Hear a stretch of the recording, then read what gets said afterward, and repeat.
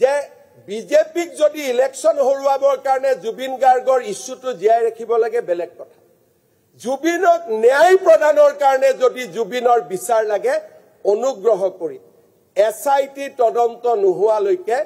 এসআইটিৰ বিপক্ষে কথা কৈ তেওঁলোকক ডিমৰালাইজ নকৰিব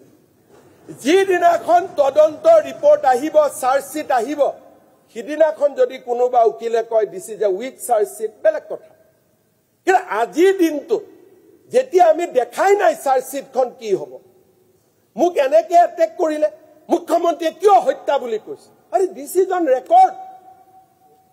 এখন কোৰ্টৰ ৰেকৰ্ডত আছে যে দিস ইজ এ মাৰ্ডাৰ সেইকাৰণে মই প্ৰথম দিনাই ফেচবুকত কৈছো যে হত্যা ইয়াত লৈতো আমাৰ কোনো ডাউট নাই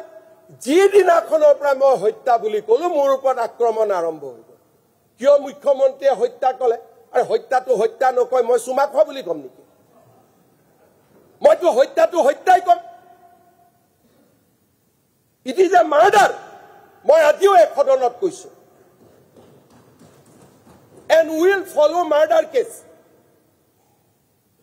আৰু কোনে মাৰিছে তাকো আজি আমি অনুমোদন লৈছো এজনে মাৰিছে আনকেজনে সহযোগিতা কৰিছে so we have booked 4 to 5 people on murder case